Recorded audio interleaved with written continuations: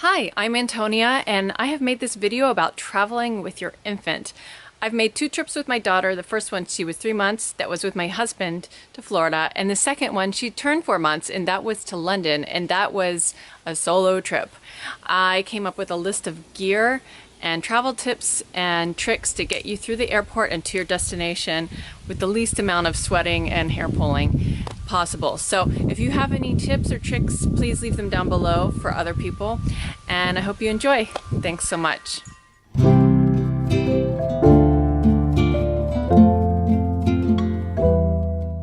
So the first thing I want to talk about are strollers and wraps. For our trip to Florida, we did not bring our travel system, which is shown here. That's usually where you have a bassinet and a car seat and a stroller with an attachment. Instead, we opted for a umbrella stroller or a compact stroller, and we instead rented a child seat from the car rental place. I will not do this again. The car seat that came with our rental car was very questionable, and I was so nervous driving around the whole time. It looked like it was probably made in 1991. So moving forward, if we have to go somewhere where we're renting a car, we will bring our own car seat. But back to compact strollers, which is what we chose, and I can't recommend them enough. Albie Baby, and I'll link them down below, is the website we found, and they have fantastic strollers. So my requirements for this stroller were: one, weight. That is a stroller that is under 15 pounds. Our regular stroller is 20 pounds. Age restriction: a lot of umbrella or compact strollers only fit 6 months and above, so I was looking for a stroller that fit my 3-month-old. I also wanted the ability to allow her to lay down completely, so to be able to recline all the way, and the ease of collapsing, which I wish I had paid more attention to, but I just couldn't find all of these all in one stroller. So the stroller we went with was the Uppa Baby G-Lux compact stroller, and I got the 2017 model, which you can see me trying to collapse here. It was so much cheaper than the 2018 model, and I probably saved over $100, but you definitely need two hands to pick this bad boy up, and there was one point where I didn't have two hands. Before I move on to wraps and carriers, I want to talk about these two items that are fantastic for warm weather travel. First one is the Snooze Shade. I'm going to link it down below. It is breathable and it's also UV proof, and you can check out baby anytime. I just always keep it attached. I never attach it to the bottom. And the second one is this rechargeable fan. It has great speed, goes from low to very high, and you can really adjust the head how you want so the baby can stay cool. I highly recommend. And this is where we talk about wraps and carriers. And disclaimer, I own all of the wraps and carriers that I'm about to show you, but there's very good reason behind owning all of these. So the Moby Wrap. A lot of moms and dads have Moby Wraps. It's essentially a long piece of cloth that you wrap around your waist and over your shoulders and tie, and it holds the baby really snug against your chest. And there's different positions, but for under 6 months, it's always facing in and on your front. So I opted not to bring this on my trip with me because I just felt like I didn't want to be dealing with 700 feet of fabric. It's not really 700 feet, but it feels like it. So instead, I opted to bring my carrier. I'm going to talk about the carrier I didn't bring, but I own, and that is the Ergo 360. The Ergo 360 is a great carrier. However, it won't fit a baby over 8 pounds without using an infant insert, which is a really nice padded seat for the baby to sit on. I opted not to bring this Ergo baby with me because it was the height of summer in Florida, and I just didn't want to be sweating everywhere with the baby.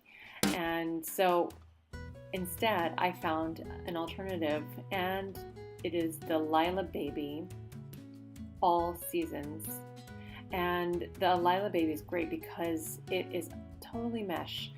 Again, the baby is worn facing you, not like this photo, but because it's mesh, it really allows the fabric to breathe and the baby to not be sweating and you're not sweating.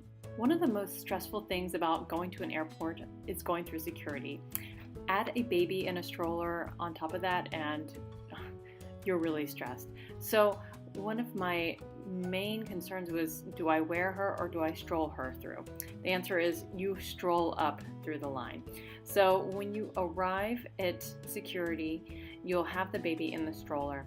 Once you have been checked by the TSA agent and you queue up to put your bags through the x-ray machine, you'll keep the baby in the stroller for as long as possible. Go ahead, take your shoes off, put your bag in the conveyor belt, and then take the baby out. Depending on the size of the x-ray machines, they may ask you to fold up your stroller and put it through the conveyor belt. It didn't fit at LaGuardia, but it fit at the other airports we were at. So if it doesn't fit, they'll wand it down, so you'll have to wait. At this point, you have your baby in your arms and you will be motioned to walk through the regular metal detector, not the one where you put your arms up. And you'll go to the other side, and depending on whether your stroller fit onto the conveyor belt for the x-ray machine, you might have to wait, like I said, for them to wand your stroller down and bring it around to you. So here are my tips for boarding the plane. 15 minutes before they call boarding, and keep in mind you're going to be one of the first people on the plane, which is awesome. So 15 minutes before they even call boarding, you want to go to the bathroom, change the baby's diaper, and transfer the baby to your carrier. At that point, you'll have your stroller, you'll stroll to the gate and gate check your stroller. You'll pick up a tab. You can either choose to have the stroller meet you on the conveyor belt with your luggage, or you can have them deliver it back up to the door, the gangplank, right when you get off the airplane. Now, I went on Amazon and I found an amazing product. It is $14 and change, the JL Childress Gate Check Bag. If you can look at the little picture up on the left-hand side, it folds into like a hand size, folds in on itself. So you can easily chuck it underneath the stroller and unfold it and wrap up your stroller so it doesn't really get damaged by being thrown underneath the airplane. Feeding your baby while traveling. The number one rule that people told me over and over: feed your baby on takeoff and feed your baby when you're landing. It helps keep their ears open. I also found just giving her a pacifier kind of seemed to help do the same thing. So if your baby will take a pacifier, consider bringing quite a few. Now, as far as formula feeding, we breastfeed, so I don't know too much about formula packing and bringing. So I do know that a lot of moms really love this formula container. I found one on Amazon by Advent. We use the Baby Olay cotton nursing cover. I sat next to a man on the way back solo from London, and I didn't feel awkward at all. So yeah, I highly recommend this particular nursing cover. It has a wire so you can peer down and see what baby is doing while nursing. So now I'm going to talk about your diaper bag or your carry-on, the most important bag that you'll bring with you. And I've waited until now to talk about it, but I definitely had to get a larger size bag than my cute everyday diaper bag. So the bag I chose was the Bag Nation diaper backpack. You can fit a lot of stuff in here, and believe me, I fit a lot of stuff in here. It comes in gray and black. It retails for about $66 on Amazon, and it comes in black and gray. Has lots of pockets. It even has this little side pocket that you can put your wipes in, which is so cute. And the thing that I liked about it was the interior was very spacious. And it comes with this diaper changing pad, which I didn't end up using. So the experts recommend that when traveling with a baby, you're going to want to bring a diaper per hour that you are traveling. So that's a ton of diapers. I think I brought 20 diapers when going and coming back from London. I just didn't want to be stranded. However, the most important thing that I brought was this auxiliary bag. It comes with this diaper bag. You bring this into the bathroom with you when you change the baby, with diapers, change of clothing, and a full package of wipes. Do not skimp here. So you'll just bring that into the bathroom with you every time you change. Speaking of change of clothing, you're going to want to bring at least 3 other pairs of clothing. I kept it simple, just either nightgowns or just onesies. You don't want to be messing with pants and socks and sweaters. And don't forget a change of clothing for you. If something happens, like the baby has a blowout, you don't want to be stranded wearing their poop or throw up. So I also rolled up a pair of yoga pants and another black top to fit into my diaper bag. I also brought a couple of burp cloths. You can never go wrong there. And something that's not shown here is a muslin blanket.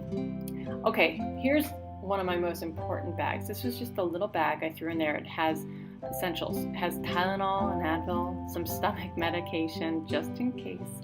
I think I had a bandana, I had some hair ties.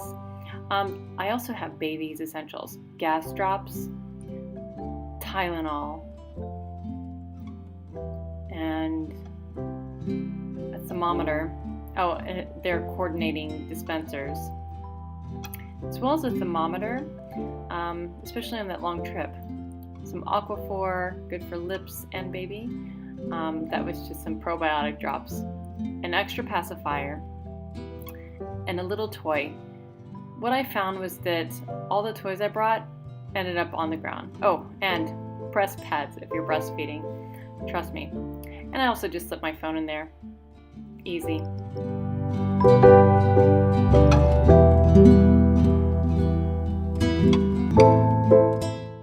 I wanted to touch briefly on bedding and cribs you'll find at hotels, as well as getting to the airport. I'll start with getting to the airport. If you are traveling solo, consider asking a friend to come along with you. My best friend was amazing and helped me get all the way to JFK. It was really great that she did. She actually went all the way to the gate with me. I heard that you might be able to buy a companion pass for someone to walk you to the actual gate. I'm not certain on that, but my friend came all the way to ticketing with me, which was great because in getting to the ticketing counter, our baby had a blowout on the SkyTrain. So it was great to have her help change her quickly while we were getting to the actual gate. So ask a friend. That's one of my biggest pieces of advice. And hotel cribs. Most hotels will have a crib or crib option. In Florida, they had an actual really nice crib, and they provided just regular sheeting. So consider bringing your own crib sheets if they actually do have cribs. Call ahead to find out if they have a pack and play or cribs. In London, they had a pack and play, and for that, they also just had plain sheeting. So again, it might be something that you want to pack your own sheets for. Keep it in mind. Thanks so much again for watching, and if you have any tips or ideas, please leave them below, or if you even just like this video, give it a thumbs up. Thanks so much for watching. Bye.